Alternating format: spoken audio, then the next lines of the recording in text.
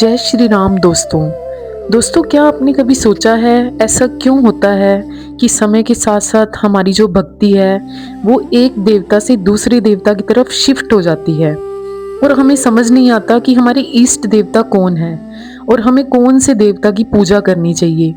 जैसे कि मैं आपको बताती हूँ, मेरी स्पिरिचुअल जर्नी यानी कि भक्ति की यात्रा शुरू हुई थी शिरडी साईं बाबा से। उन्होंने मुझे बहुत कुछ दिया, मैंने उनकी पूजा की, उनके मंदिर जाती थी, उनके व्रत भी रखे, मतलब बहुत लगाव था। फिर धीरे धीरे मेरा मन भोले बाबा की तरफ आकर्षित होने लगा और मेरे उनसे ऐसे भाव जुड़े कि मैं उनके बिना कुछ नहीं कर पाती थी। और फिर दुर्गा माता की ओर, समय समय पर विष्णु भगवान जी और फिर राधा कृष्ण जी। तो ऐसा सोचते हुए मुझे फील हुआ कि ऐसा मेरे साथ क्यों हो रहा है। तब जब मैंने अपने स्क्रिप्चर्स में पढ़ा तो मुझे पता लगा कि देवी देवताओं के मन में भी अन्य देवी देवताओं के प्रति बहुत प्रेम होता है, भक्ति होती है और बहुत श्रद्धा होती है।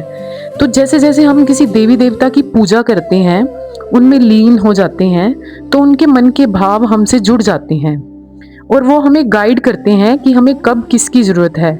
जैसे अगर हम दास भक्ति की बात करें तो हनुमान जी, अगर हम विश्व कल्याण की बात करें तो राम जी, नारायण जी, और अगर हम शत्रुओं के विनाश की बात करें तो काली माँ, और अगर हम प्यार की बात करें, प्रेम की बात करें तो राधा कृष्ण जी।